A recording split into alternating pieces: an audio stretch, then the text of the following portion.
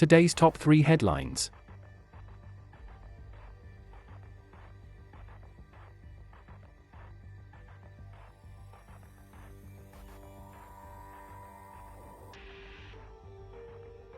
Manchester United striker Marcus Rashford was involved in a car accident in his $700,000 Rolls-Royce after leaving the club's training ground following a Premier League.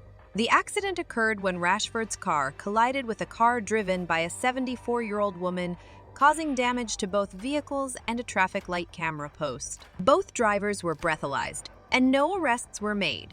Rashford was uninjured, and the woman was unhurt. Rashford checked on the woman and swapped details with her. The club officials paid for a taxi to take her home, and her 3 children were arranging a hospital checkup. Rashford was excused from training, and the club captain Bruno Fernandes checked on both Rashford and the pensioner.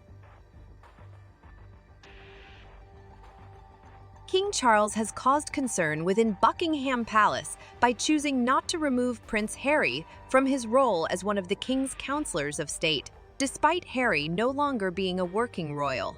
This role means that Harry is one of 7 members of the royal family who can deputize for the monarch if he is abroad or unwell. The King's decision has caused a dilemma within the palace walls.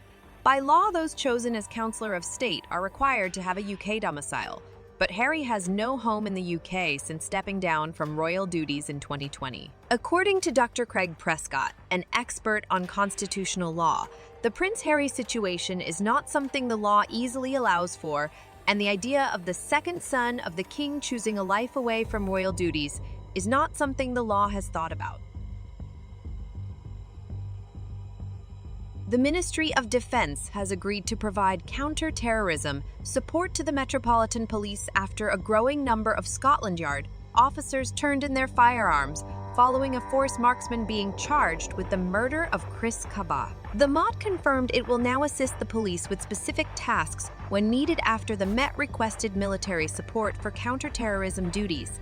Home Secretary Suella Braverman has launched a review, and the Met is supporting officers who have stepped back from firearms duties